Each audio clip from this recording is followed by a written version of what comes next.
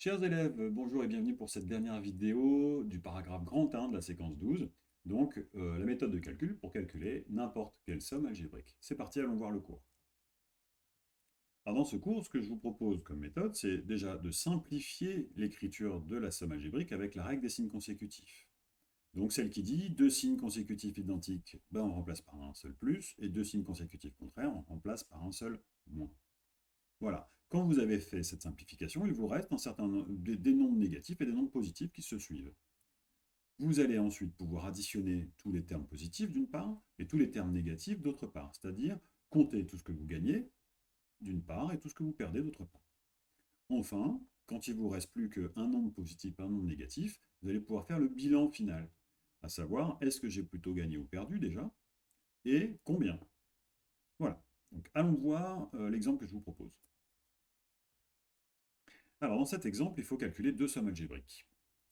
La première, 2 plus moins 3, moins 8, moins 5. Je vous propose de la réécrire parce que cette somme algébrique comporte des signes consécutifs qui gênent la lecture et la compréhension. Qu'est-ce qu'on gagne, qu'est-ce qu'on perd, ça, c'est pas très clair ici. Alors, on va la réécrire en mettant ça en lumière.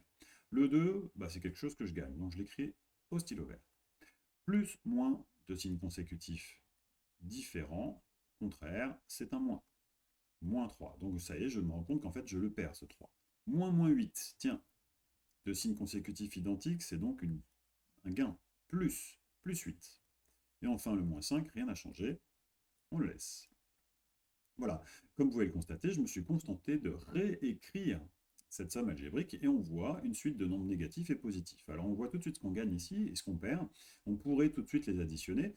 En temps normal, vous êtes au stylo bleu, c'est moins visible. Donc là, ce que je vous propose de faire, c'est de recopier dans un premier temps, mais vous pourrez vous en passer plus tard, et de rassembler tous les termes positifs et les termes négatifs. Donc les termes positifs, c'est fait, plus 2 plus 8, et les termes négatifs, moins 3, moins 5. Voilà, on les a rassemblés pour mieux les compter ensemble. Allez, c'est parti. Qu'est-ce que je gagne dans cette histoire? J'additionne tous les nombres positifs, j'obtiens plus 10. J'additionne tous les termes négatifs, c'est comme si je comptais toutes mes pertes, j'ai perdu un total de 8. Voilà, j'ai gagné 10, perdu 8. Qu'est-ce qui me reste à la fin? Bon, bah là, on voit tout de suite, ça fait 10 moins 8, ça fait donc 2. La démarche, c'est générale, c'est j'ai plutôt gagné ou perdu. J'ai plutôt gagné, puisque le 10 est plus grand. Donc je sais déjà que mon résultat sera positif. Et je fais la soustraction, puisqu'un gain et une perte se compensent. C'est donc une soustraction qu'il faut faire, c'est donc 2, ce que je vous disais à l'instant. Donc ça nous fait plus 2 ou bien 2. Voyons ce que ça donne dans le cas du B. C'est parti. Simplifions l'écriture, puisque nous avons là encore des signes consécutifs qui gênent notre lecture. Allez. Le premier nombre, moins 10, c'est une perte. Moins plus, c'est deux signes consécutifs différents, contraires, c'est donc un moins. Moins 2. Donc ce 2, en fait, je le perds. Le 5 ici, plus moins, bah c'est moins, je le perds également.